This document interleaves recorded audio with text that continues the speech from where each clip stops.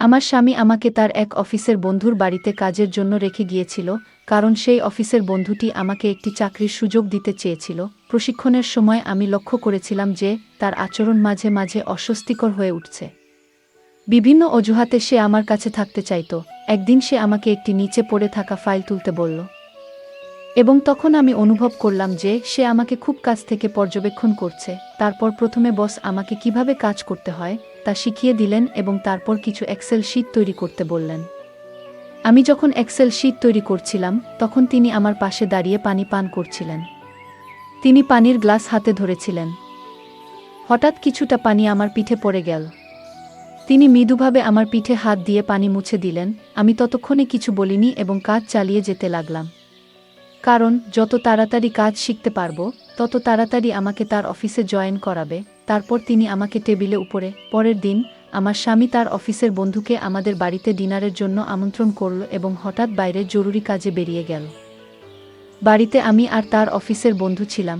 আমি প্রথমে এই ব্যক্তিকে বিবাহিত এবং বয়স্ক ভেবেছিলাম, কিন্তু তার সাথে কথা বলে বুঝতে পারলাম যে তিনি অনেকটাই অভিজ্ঞ এবং বুদ্ধিমান।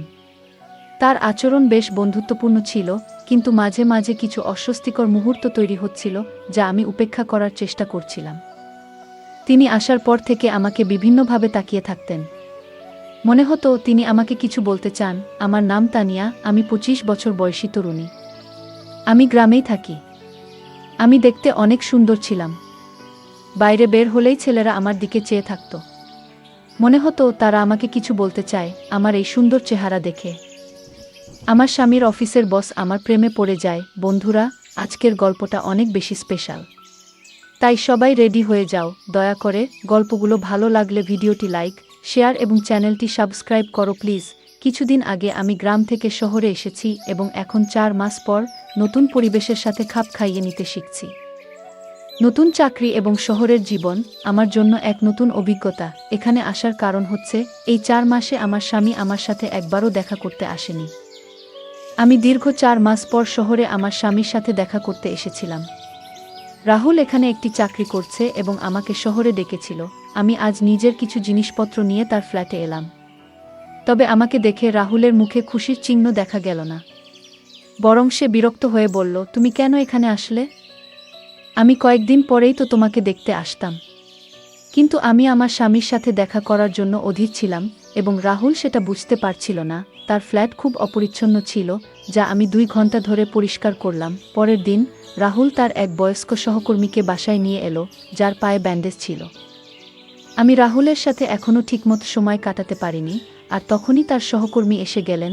রাহুল বলল, সহকর্মীর পরিবার শহরের বাইরে, তাই কিছুদিন আমাদের সাথে থাকবেন।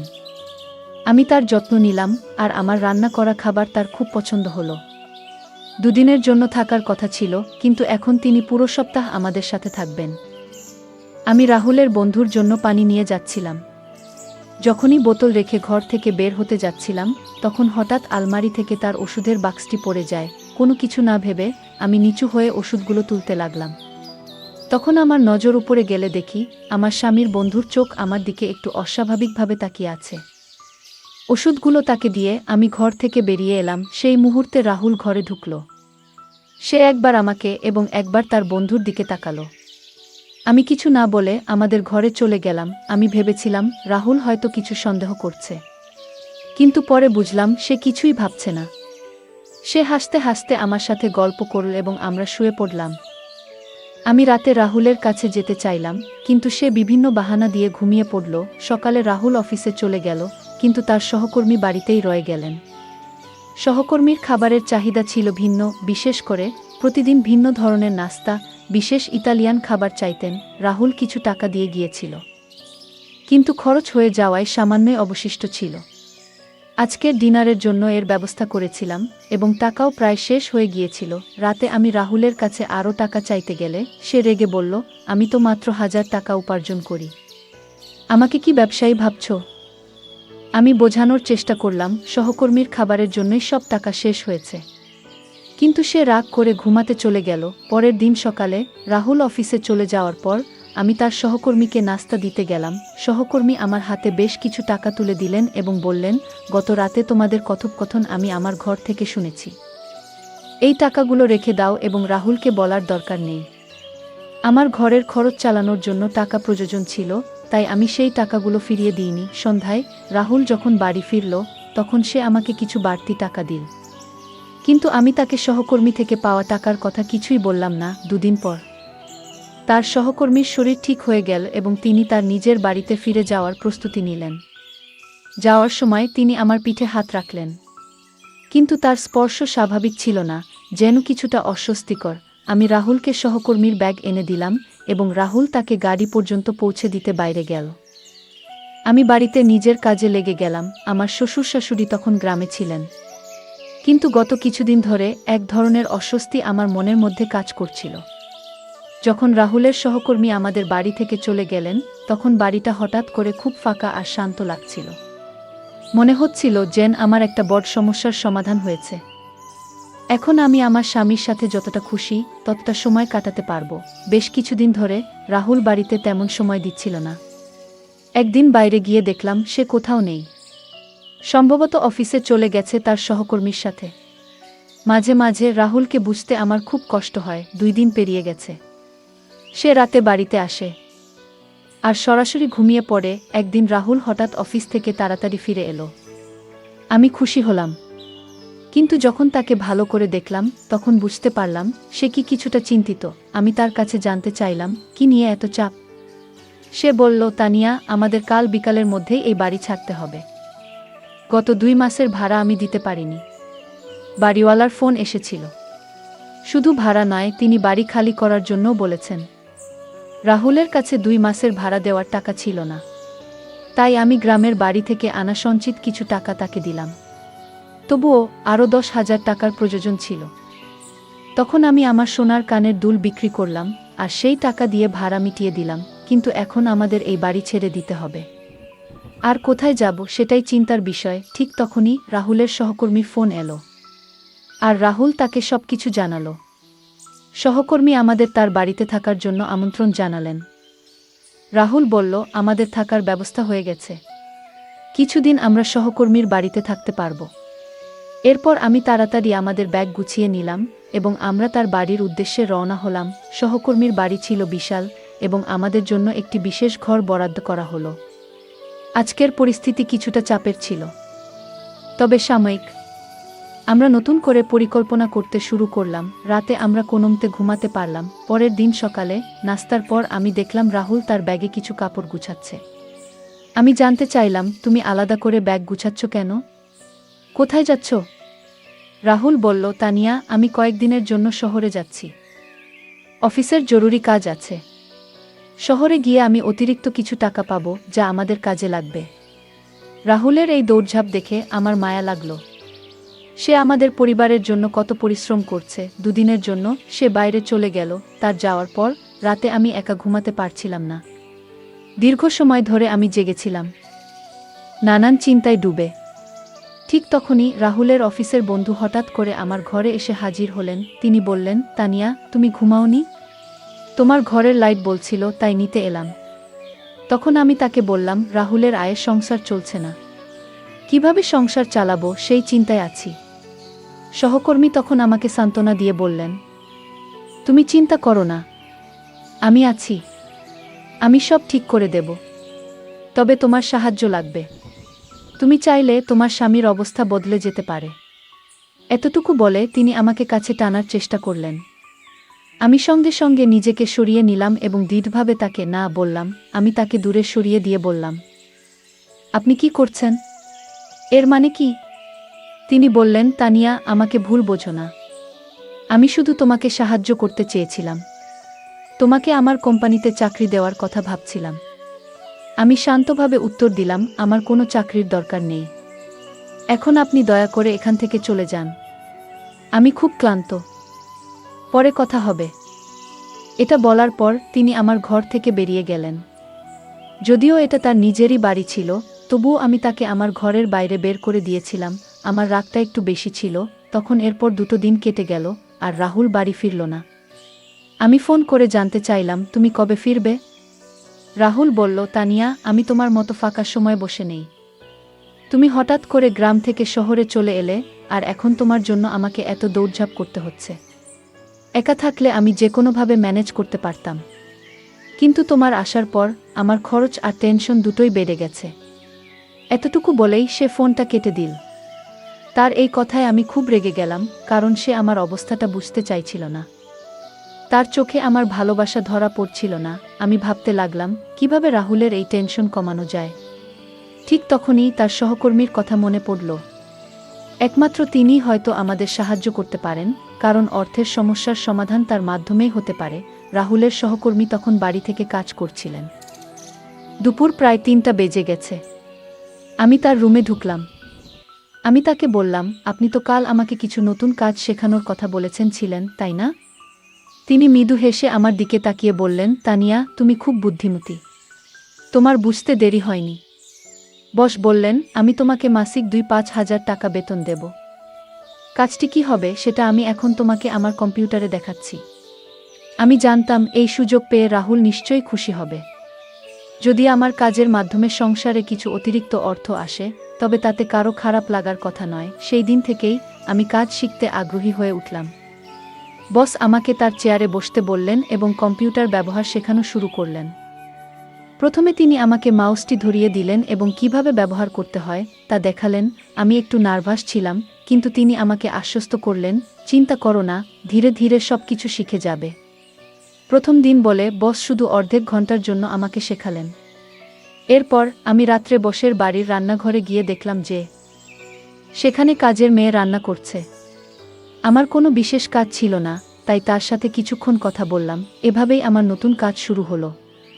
প্রতিদিন একটু একটু করে শেখা এবং নতুন কিছু জানার আগ্রহে আমাকে দেখে সে বলল, আপনি খুবই সুন্দর মালকিন। আপনি আসার পর থেকেই আপনার সাথে কথা বলতে চেয়েছিলাম, কিন্তু সুযোগ পাইনি। আমি হেসে বললাম, তোমার নাম কি? এবং ধীরে ধীরে তার সাথে কথা বলা শুরু করলাম। আমি বসের পরিবারের বিষয়ে জানতে চাইলাম। ঠিক সেই মুহূর্তে বস তাকে ডাকলেন, আর সে দ্রুত একটি গ্লাস পানি নিয়ে বেরিয়ে গেল। রাতে ঘুমানোর আগে বস আমার রুমে এলেন হাতে আইসক্রিম নিয়ে। ছোটবেলা থেকেই আমি বিভিন্ন খাবারের প্রতি দুর্বল ছিলাম, কিন্তু অর্থনৈতিক সমস্যার কারণে প্রায়ই নিজের পছন্দের খাবার খেতে পারতাম না। বসের বাড়িতে সেই সমস্যা ছিল না। এখানে খাওয়া দাওয়ার কোনো অভাব ছিল না। আমরা একসাথে বসে আইসক্রিম খেতে শুরু করলাম। কথা বলতে বলতে আমি বসকে তাদের পরিবারের বিষয়ে জিজ্ঞাসা করলাম। তখন বস শান্তভাবে তার পরিবারের কিছু গল্প শোনালেন। এভাবে আমাদের মধ্যে কথোপকথন চলতে থাকলো, আর আমি তার কাছ থেকে অনেক কিছু জানার সুযোগ পেলাম। তিনি বললেন, কয়েক বছর আগে আমার স্ত্রী আমাকে ছেড়ে চলে গেছেন। আমার একটি মেয়ে এবং একটি ছেলে আছে। মেয়েটি বিদেশে থাকে কারণ তার বিয়ে হয়ে গেছে, আর ছেলেটি পড়াশোনার জন্য বিদেশে গেছে। আমি এখানে আমার কোম্পানির দায়িত্ব সামলাই। তিনি তার পরিবারের সম্পর্কে বিস্তারিত জানালেন। তারপর আমাকে বললেন, তানিয়া, তুমি আমাকে বারবার বস বলে ডেকে ওঠো, যা আমার পছন্দ হচ্ছে না। তুমি আমার নাম ধরে ডাকতে পারো। কিছুদিন পর তোমাকে অফিসে কাজ শুরু করতে হবে। তখন তোমার পোশাক পরিচ্ছদ ঠিকঠাক হওয়া দরকার। আমি তোমাকে একটি ভালো পদে রাখব, তাই তোমাকে নিজেকে আরও পরিপাটি রাখতে হবে। বয়স ৫০ বছর, বয়সেও নিয়মিত শরীরচর্চা করতেন এবং খুবই ফিট ছিলেন। আমি সাধারণ ড্রেস পরে তার সাথে ব্যায়াম করতে দাঁড়ালাম। সেদিন আমার প্রশিক্ষণের দ্বিতীয় দিন ছিল। বস আমাকে একটি ড্রেস দিলেন এবং বললেন, প্রশিক্ষণের সময় এটা পরিধান করে আসো। এতে তোমার অফিসের পরিবেশে মানিয়ে নিতে সুবিধা হবে এবং ধীরে ধীরে ইউনিফর্মের অভ্যাস হয়ে যাবে। কিন্তু ড্রেসটি হাঁটুরও উপরে এবং খুবই ছোট ছিল, যা আমার পছন্দ হয়নি। তাই আমি সিদ্ধান্ত নিলাম যে সেটা না পরে সঠিকভাবে একটি শাড়ি পরে আসব। প্রথমে বস আমাকে কিভাবে কাজ করতে হয় তা শিখিয়ে দিলেন এবং তারপর কিছু এক্সেল শীট তৈরি করতে বললেন। আমি যখন এক্সেল শীট তৈরি করছিলাম, তখন তিনি আমার পাশে দাঁড়িয়ে পানি পান করছিলেন। তিনি পানির গ্লাস তার ছাদে সুন্দর একটি বাগান ছিল এবং এক কোণে একটি ছোট বারো ছিল। সেখানে পৌঁছানোর পর তিনি শ্যাম্পেন খুললেন এবং উদযাপন শুরু করলেন। তিনি বললেন, এই শ্যাম্পেন আমাদের বন্ধুত্বের জন্য। আমি লক্ষ্য করলাম যে পার্টিতে নিশা এবং আরও কিছু মেয়ে ড্রিঙ্ক করছিল। আরিয়ান যখন আমাকে একটি ড্রিঙ্ক অফার করলেন, আমি তাকে না বললাম না। ড্রিঙ্ক করার পর আমার মাথা একটু ঘোরাতে লাগলো এবং সবকিছু অস্পষ্ট হয়ে গেল। তবুও আমি আরও ২ গ্লাস পান করলাম। রাতের খাবার না খেয়েই আমরা ঘুমিয়ে পড়লাম। সকালে সূর্যের আলো চোখে পড়তেই আমার ঘুম ভাঙল। রাতে আমরা নেশাগ্রস্ত ছিলাম, আর আমি এবং আরিয়ান ছাদের একটি ঘরে ঘুমিয়েছিলাম। কিভাবে সেখানে পৌঁছলাম সেটাও আমার মনে নেই। আমরা একে অপরের কাছাকাছি শুয়েছিলাম, কিন্তু আমি তাকে ঘুম থেকে না জাগিয়ে চুপচাপ সেখান থেকে বেরিয়ে এলাম। ছাদ থেকে নিচে নামতেই দেখলাম বাড়ির কাজের মেয়ে আমাকে নির্দিষ্টভাবে লক্ষ্য করছে। আমার ঘরে গিয়ে আয়নায় নিজের দিকে তাকালাম। দেখলাম আমার লিপস্টিক একটু ছড়িয়ে গেছে। আমি ভেবেছিলাম হয়তো ঘুমের মধ্যে এটা হয়েছে, তাই সেটার দিকে খুব একটা মনোযোগ না দিয়ে নিজেকে প্রস্তুত করতে লাগলাম। যখন আমি নিজের ঘর থেকে বেরিয়ে এলাম তখন দেখি আরিয়ান ছাদ থেকে নামছেন। তিনি যখন তার রুমের দিকে যাচ্ছিলেন তখন আমার নজর তার শার্টের দিকে গেল। দেখলাম আমার লিপস্টিকের দাগ তার শার্টে লেগে আছে। বাড়ির কাজের মেয়েটিও তাকিয়েছিল। হয়তো সেও সেটাই দেখছিল যা আমি দেখেছি। আমি ভাবলাম তার দিকে মনোযোগ দেওয়ার কোনো প্রয়োজন নেই। আমি নিজেকে শান্ত রাখলাম এবং স্বাভাবিক থাকার চেষ্টা করলাম। আমি এই কয়েকদিন ধরে লক্ষ্য করছিলাম যে প্রায় 15 দিন হয়ে গেছে, কিন্তু আমার আর রাহুলের মধ্যে কোনো যোগাযোগ হয়নি। আজ আশা ছিল যে সে আমাকে ফোন করবে, কিন্তু গত 15 দিনে আমি রাগ করে তাকে ফোন করিনি। এই সময়ের মধ্যে আমি অনেক বদলে গিয়েছিলাম। এখন আমার মূল লক্ষ্য ছিল অর্থ উপার্জন করা, এবং সেই প্রক্রিয়া শুরু হয়ে গিয়েছিল। গত রাত থেকেই সন্ধ্যায় বস আমার জন্মদিন উদযাপন করলেন। কিভাবে যেন তিনি আমার জন্মদিনের কথা জেনে গিয়েছিলেন, অথচ রাহুলের এ বিষয়ে কোনো খেয়াল ছিল না। আমি বুঝতে পারছিলাম যে আমি আমার ভালোবাসা আসার ব্যাপারে কিছুটা বিভ্রান্ত ছিলাম। আমার জন্মদিনটা বেশ ভালোভাবে কাটল। সেই রাতে আরিয়ান আমার ঘরে এলেন এবং আমাকে উপহার হিসেবে সোনার ঝুমকা দিলেন। তিনি বললেন, গত কয়েকদিন ধরে দেখছি তোমার কানে খুব সাধারণ ঝুমকা আছে, এতে তোমার সৌন্দর্য কিছুটা কমে যাচ্ছে। এরপর তিনি নিজ হাতে আমার কানে ঝুমকা পরিয়ে দিলেন। তার আমার সৌন্দর্যের প্রতি এতটা যত্ন ছিল যেখানে রাহুল কখনো আমার জন্য একটি শাড়িও কেনেনি। এমনকি আমার জন্মদিনও ভুলে গিয়েছিল। অনেক পুরুষ বিয়ের পর প্রথম বছর স্ত্রীকে মায়ের বাড়ি যেতে দিতে চান না, কিন্তু এখানে রাহুল আমাকে বসের বাড়িতে ছেড়ে দিয়ে নিজে অন্য শহরে চলে গিয়েছিল। রাহুলের অনুপস্থিতিতে আরিয়ান আমার সব চাহিদা পূরণ করছিলেন, আর রাহুল যেন এসব নিয়ে কোনো ধারণাই ছিল না। সেই রাতে আমি আরিয়ানকে ধন্যবাদ জানালাম, কারণ তিনি আমার জন্মদিনকে বিশেষ করে তুলেছিলেন। আমার জন্মদিন খুব ভালোভাবে উদযাপন করা হয়েছিল এবং আরিয়ান আমাকে একটি সুন্দর উপহার দিয়েছিলেন। পরের সকালে আমি আরিয়ানের সাথে ব্যায়াম করছিলাম। তখন সকাল 8টা বাজে। হঠাৎ দেখি রাহুল বাড়িতে এসে হাজির।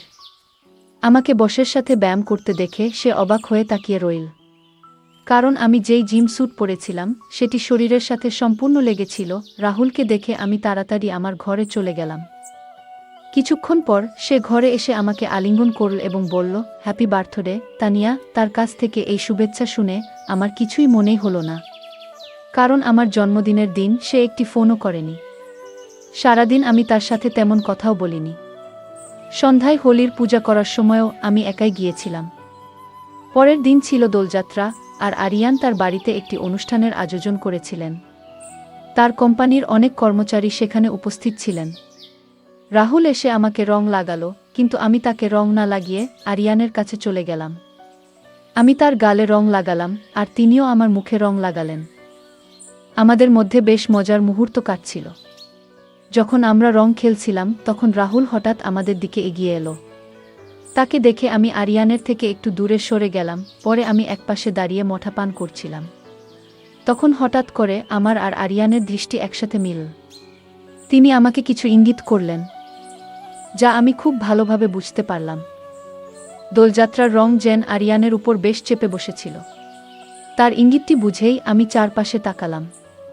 দেখলাম রাহুল তার কিছু বন্ধুদের সঙ্গে কথাবার্তা বলছে, আর তার নজর আমার দিকে ছিল না। এটা দেখে আমি সরাসরি বাড়ির ভেতরে চলে গেলাম এবং আরিয়ানের ঘরে গিয়ে তার অপেক্ষা করতে লাগলাম। ঘরে ঢুকে আমি দরজাটা বন্ধ করে দিলাম এবং তাকে আলিঙ্গন করলাম। আরিয়ান আমার হাত ধরে ঠান্ডা পানীয় তুলে দিলেন। আমি এক চুমুক খেয়ে গ্লাসটি একপাশে সরিয়ে রাখলাম। এরপর তিনি ধীরে ধীরে আমার মুখ স্পর্শ করলেন, আর মনে হচ্ছিল যেন আমি তার এক ভিন্ন দিক দেখতে পাচ্ছি। তার মধ্যে এক অদ্ভুত উচ্ছ্বাস কাজ করছিল। আমাদের সেই মুহূর্তের মাঝে হঠাৎ দরজা খুলে গেল এবং সেখানে রাহুল দাঁড়িয়েছিল। আমাকে এবং আরিয়ানকে একসঙ্গে দেখে তার মুখে অস্বস্তি আর রাগের ছাপ পড়ে গেল। তিনি রাগের কণ্ঠে বললেন, তুমি আমাকে দূরে সরিয়ে রেখেছিলে, এজন্য এখন তোমার বসের প্রতি এমন আকর্ষণ। তোমার কি কোনো অনুশোচনা নেই?